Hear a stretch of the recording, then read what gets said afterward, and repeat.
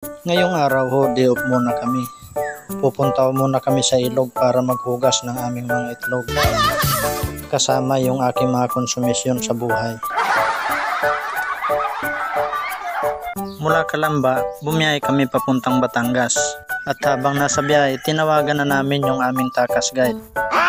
Dahil siyang nakakaalam ng aming pupuntahan. Hindi niya naman kami binigo.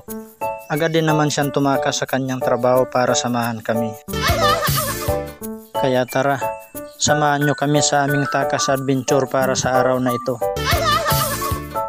Tumagal ng mahigit 1 oras ang biyahe namin bago namin narating ang dulo ng kalsada. Mula dulo ng kalsada, naglakad naman kami ng 15 minutes pababa ng ilog. Pero kung nirarayuma ka na, malamang abutin ng 40 minutes ang paglalakad mo. Isa sa mga dahilan kung bakit mas pinili namin pumunta sa mga ganitong lugar dahil hindi mo na kailangan gumastos ng malaki para mapawi ang sobrang init ng panahon. Pangalawa, ito na ang pinakamalapit na lugar sa amin kung saan mayroong malinis na ilog. Medyo mahirap nga lang ang papunta dito mga bis, pero okay lang. Sabi nga, pag may hirap, may sarap.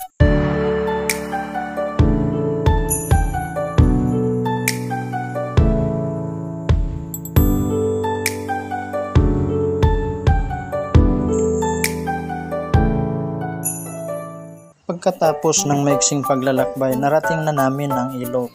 Hindi siya ganun kalaki pero malalim, malamig at malinis ang tubig. Sabi ng aming takas guide, marami daw naliligo dito, lalo na pag araw ng linggo at holiday. Kaya tinao namin na araw ng Martes para hindi ganun karami ang naliligo. At kailangan daw maaga para makakuha ng magandang pwesto. Pagkarating nga namin mga bis, nakaramdam na ako ng gutom dahil hindi pa ako nag-aalmusal.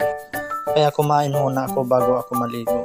Medyo mahaba nga pala ang ating video mga bis, kaya hahatiin natin ito sa 2 parte.